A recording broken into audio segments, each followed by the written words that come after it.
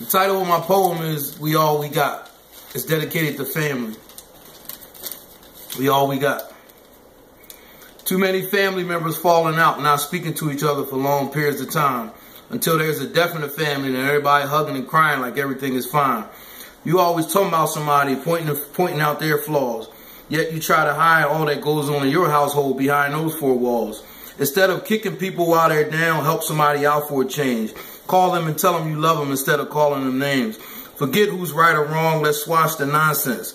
If somebody died while y'all not speaking to them, it leaves guilt stuck on your conscience.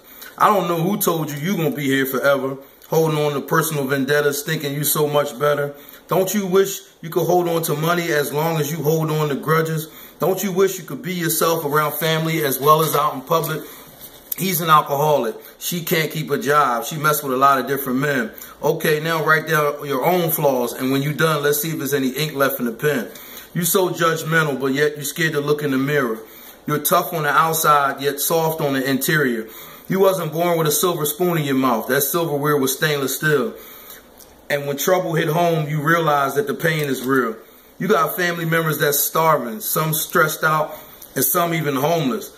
But all you care about is yourself and your kids keeping up with the Joneses. You want them to wear the latest design and be the flyest on their prime, yet you got a little cousin whose father's not around and he just buried his mom. But what do you care? You got a good job. You think you're set for life. What about your older aunt or uncle that lives alone, sitting, waiting to die? What about your little cousin that's in jail for life? You'll sit down and scroll through Instagram, but won't sit down and write him a kite. What about that sister or niece who boyfriend beating her ass? You ain't even noticed the black eye because all you see is the cash.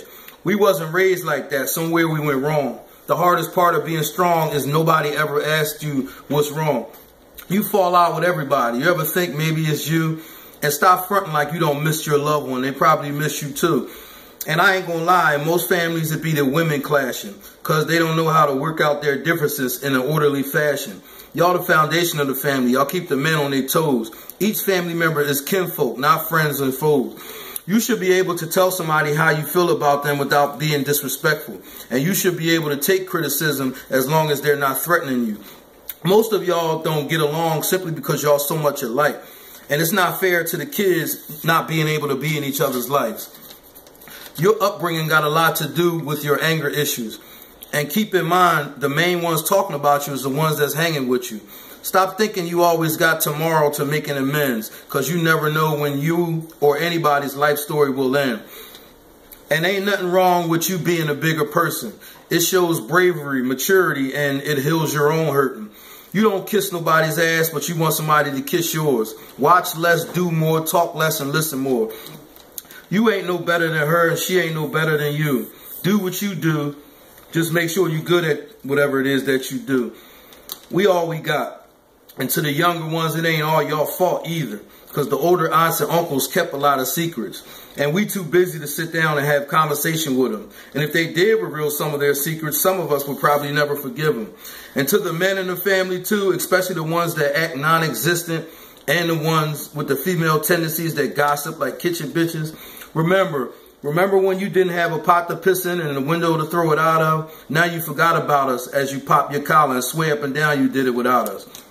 We was tight when we was poor. Now we don't see each other no more. And to the kids that's caught in the middle of our family tug of war, we all we got.